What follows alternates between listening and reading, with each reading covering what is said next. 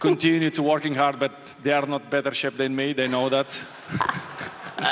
And it's a pleasure, to be honest. Now I was joking, but কথাটা মজার ছলে বললেও ইয়াংদের চেয়ে কোনো অংশে কম নয় ক্রিস্টিয়ানো রোনালদো। তিনি যে ফুটবল মহাতারকা, বয়সটা 40 হলেও এখনো ফিটনেস, স্কিল, গোল করা সবকিছুতেই সর্বেসর্বা CR7। এ বয়সে এসেও মধ্যপ্রাচ্যের সেরা ফুটবলার হিসেবে গ্লোব সকার অ্যাওয়ার্ড জিতেছেন তিনি। এখনো মানসিকতা তরুণদের সঙ্গে সমান তালে লড়াই করার। তবে তাদের উন্নতিও চোখ এড়ায়নি মহানায়কের। তরুণদের দিয়েছেন পরামর্শ।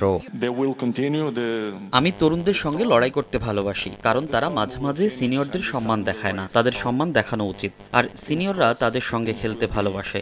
সত্যি বলতে তারা আমাদের প্রেরণা। ভিনি, বেলিংহাম, ইয়ামাল তারা দুর্দান্ত করছে।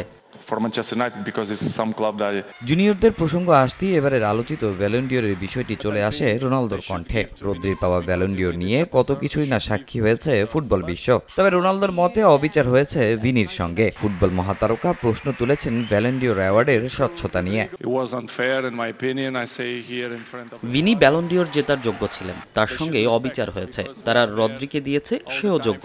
তবে আমি মনে করি ভিনিকে দেয়া উচিত ছিল, কারণ সে চ্যাম্পিয়ন্স লিগ জিতেছেন, ফাইনালে গোলও করেছেন। অন্য বিষয়গুলো আমার কাছে গুরুত্বপূর্ণ না। যে যোগ্য তাকে সম্মান দিতেই হবে। কিন্তু জানেন তো, এ ধরনের অনুষ্ঠানে তারা এমন কাজই করে। তাই আমি গ্লোব সকার ভালোবাসি। তারা যোগ্য ব্যক্তিকে পুরস্কার প্রদান করেন।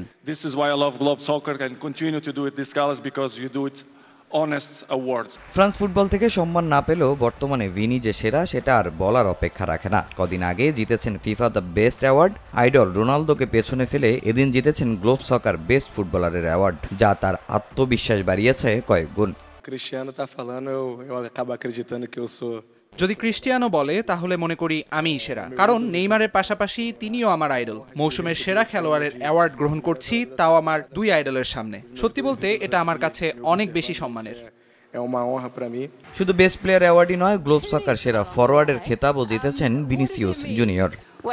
তামিম হোসেন, সময় সংবাদ।